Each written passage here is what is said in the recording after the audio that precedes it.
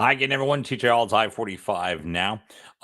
We have just been informed by Galveston County election officials that we're going to have some new numbers here shortly. What we do know, Charlie Segari has got a hold of the paper copies. Now we're waiting for the electronic copies to get sent over to us right now. But what we're going to tell you right now is let's go in Mark Mail recall. Those against it, 2,320. Those for a recall, 1,979. This is with a lot of election day numbers in there. Where there are 5 voting centers that have not reported yet in Galveston County. Those include the Nessler Center in Texas City. So the Texas City ISD bond referendums, propositions A and B. We're going to be waiting on those numbers here shortly to tell us how those go. So, as I said, we do know the Lamarck numbers, because Charlie Segari just got the paper copy, and we have just now gotten across the way now. So we're going to go ahead and I'm going to bring up the electronic copy that was just sent me on our election results here. In Galveston County is where we're going to start. We'll get to Harris County. There's a lot of drama going on in Harris County right now. Close race for Harris County judge there. So I'm going to, again, all the countywide offices in Galveston County have been determined already. They're heavily Republican along the way for that. But we're going to start here. Let me bring this up. And here now, as we are looking at with about 1,000 votes on election day in. So let me bring this up here. So this is probably, I would say, close to being done here in Lamarck. I'm going to bring up those numbers for you now so you can see these on your screen here as we get things set. I'm going to adjust it here so you can take a closer look and you can see the numbers a little bit clearer here on the Lamarck mayoral recall here. Again, this was a petition to recall Mayor Keith Bell. If you voted for it, he would be removed from office. Voted against it, he would remain. And at this point now, 53%, almost 54% of the vote voting against the recall in Lamarck. And so that is where that stands. As I said, if you take a look at it, the way the percentages work there, 1,100 votes day of, that is more likely the majority. There may be a few out there still on election day. We'll see what the Nessler Center numbers do, if it has any of the Lamarck numbers in that. We could not get a confirmation that all the Lamarck boxes are in, but we're pretty certain they are now. So that would be the majority of those votes there. You can see on election day, 51% of those votes in Lamarck went for the recall, but not by huge margins that we saw earlier on. So we're going to double check here. I'm waiting for final confirmation. Charlie Segari is down at the voting center for us in the voting counting station in Galveston County to tell us. So let's go ahead now. I'm going to bring up again, we already called this race here. This is position 2, Tommy Cones, on his way to his third election as a city council member.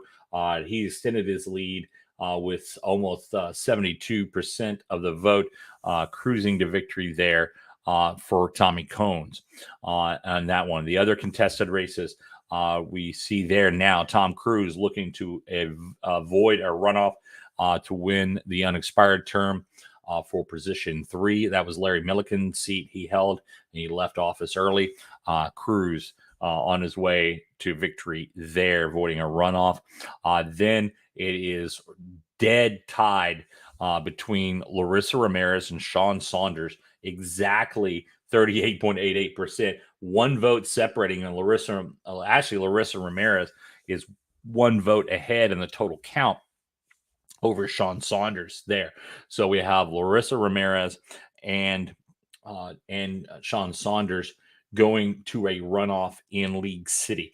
And it's again, as we told you earlier, just as we came on the air, that you will see that The Lamarck recall right now looks that it's going to go down in defeat. I'm waiting for some updated confirmation from our from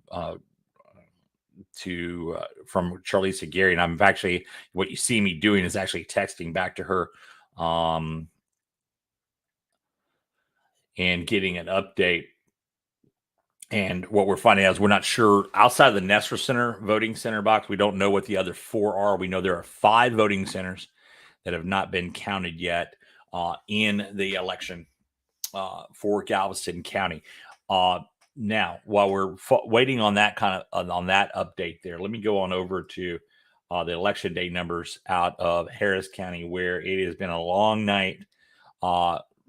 Problems in the vote count there in Harris County. Only 11 of the 782 voting centers have reported in Harris County so far. So really, the only numbers we still have are early voting. You can see on the screen that gray, that's mail-in ballots that have come in for Mueller and Lena Hidalgo. And the rest of this, these are all early voting. No election day of numbers really included in these number counts yet there. So that is still too close to call between Harris County Judge Lena Hidalgo and Alexandra Mueller, the Republican challenger. Not as close of a race, but still just over the threshold as Adrian Garcia with almost 51% of the vote to Jack Mormon, the Republican, in that race there. So we're waiting still to come to hear from what's happening in Galveston County. If those had not heard earlier, Governor Greg Abbott reelected as governor. As you can see there, 57% of the vote, and it's still counting. The Harris County numbers are not in yet, but there's not going to be enough for the governor to catch up there. Dan Patrick reelected as lieutenant governor. Ken Paxton reelected as attorney general. Dawn Buckingham will now become the new land commissioner for the state of Texas. This is important for our area. Beach renourishment. The land office has a lot of interest in our coverage area. That includes the housing and mitigation projects that are taking place in Galveston County and the Clear Lake area. So this is an important office for the region that we cover. Dawn Buckingham, the Republican, over Jay Kleberg in that race there, 58%, almost 60% of the vote. Julie Pickering from Alvin will win District 7 for the State Board of Education there. And as we told you earlier tonight, Terri Leo Wilson cruised to victory to replace Mace Middleton in the State House for District 23.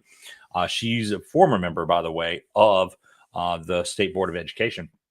And then Greg Bonnen, easy win tonight for him, back as the state representative of the northern part of the county.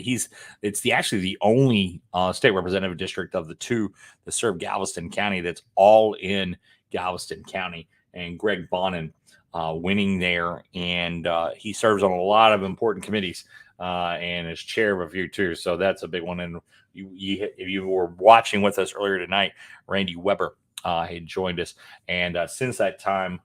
The last update we had on the national scope of the state of Congress was that the House had 5 Republican pickups there.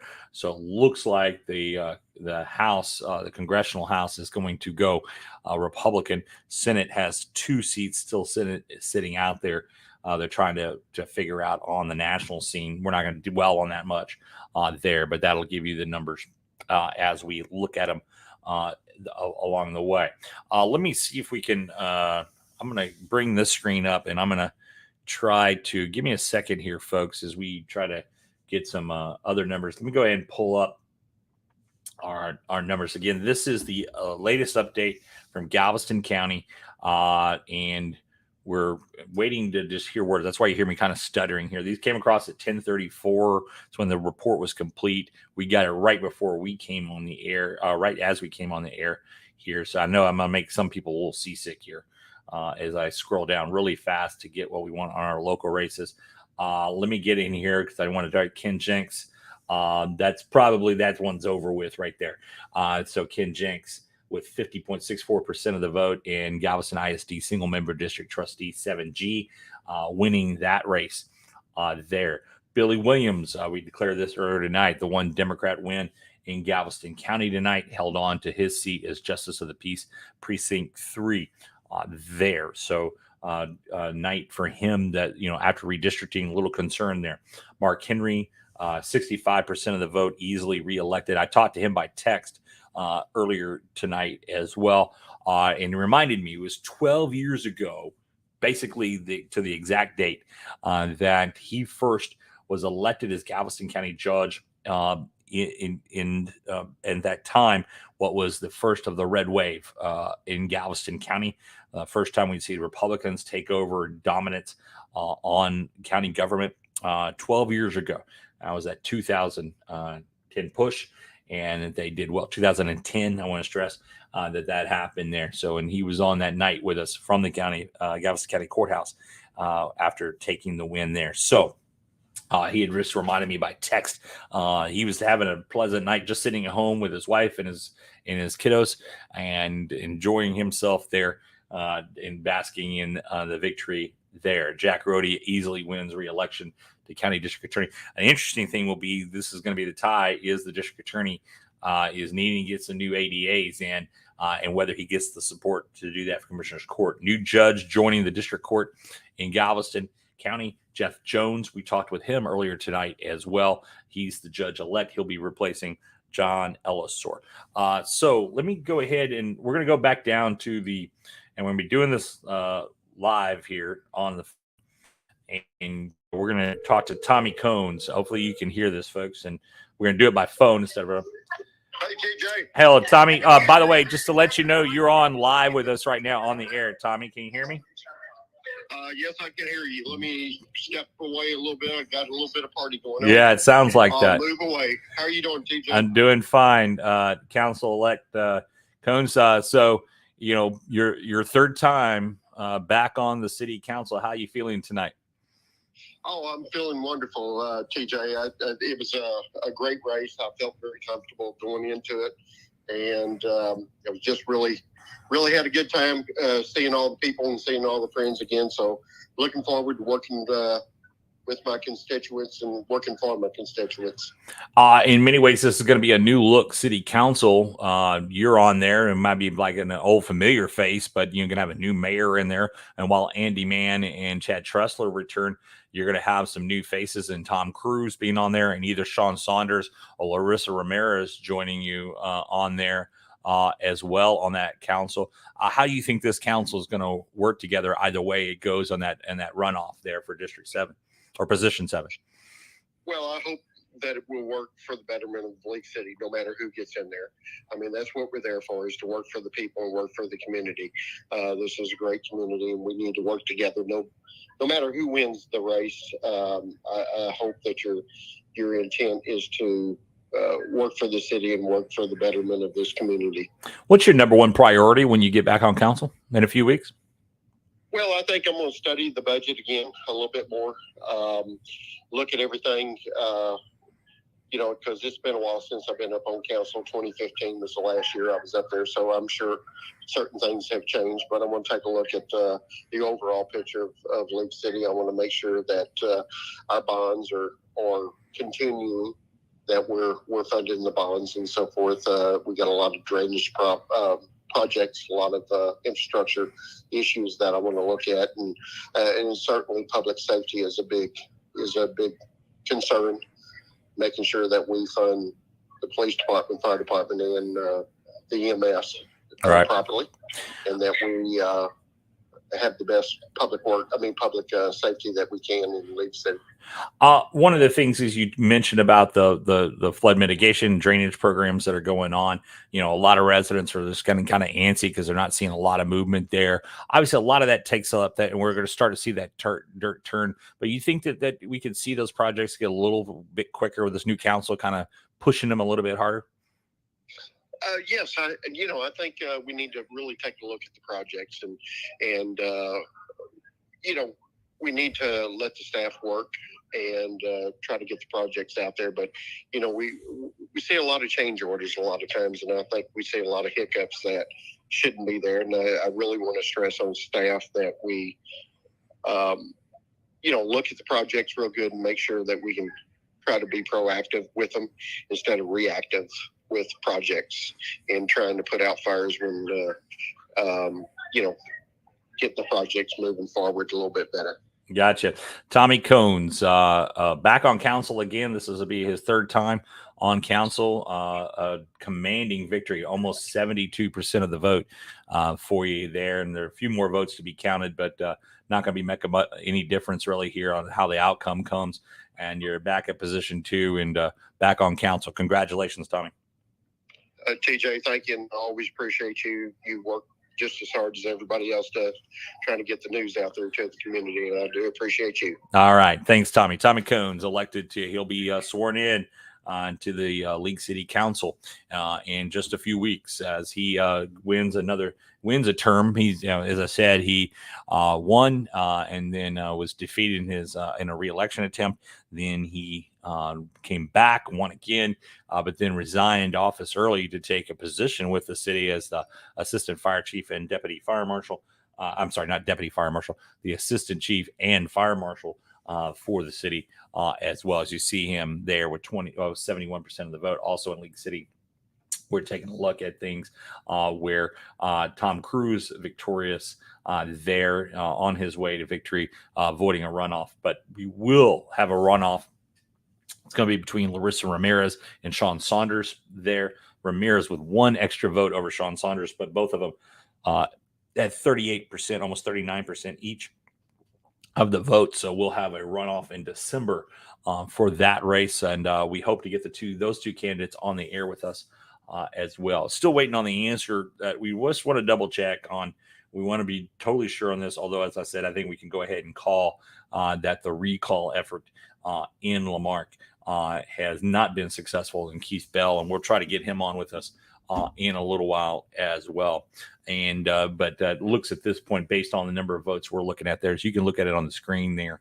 1,124 votes today, election day in Lamarck. Now we still have some mail-in ballots to be counted here, provisionals, those type of things, but there's usually not enough numbers to make up that much of a difference as we look at it. It's 1,979 votes to 2,320. That's percentage there doesn't look overcome, but we're just going to cross our eyes and dot our T's, so to say, to make sure on that one as well. We want to thank Tommy Cones for coming on with us there from his victory party as well. Coming on, we hope to have Keith Bell on with us here in just a short while as we get an update on that Lamarck race. So stay tuned because that's the one we're still paying attention to. Harris County still running behind on getting their stuff done as well. But as you had heard earlier tonight, statewide races all going Republican there in those key races, governor, lieutenant governor, attorney general, and land commissioner. A new land commissioner coming in now. And again, as I pointed out throughout the night, land commissioner is a very important part. When you heard Tommy Cones talk about drainage projects that are out there, a lot of those are coming from the state, as well as the bond referendum that League City got passed out there. And there are regional projects that are important. So that the land office election, the land commissioner is a very important component of all of that. So we're going to take a break here, try to get an update and see where things are going on that Lamarck race. And we'll also give another update on the Texas ISD bond referendum. I'm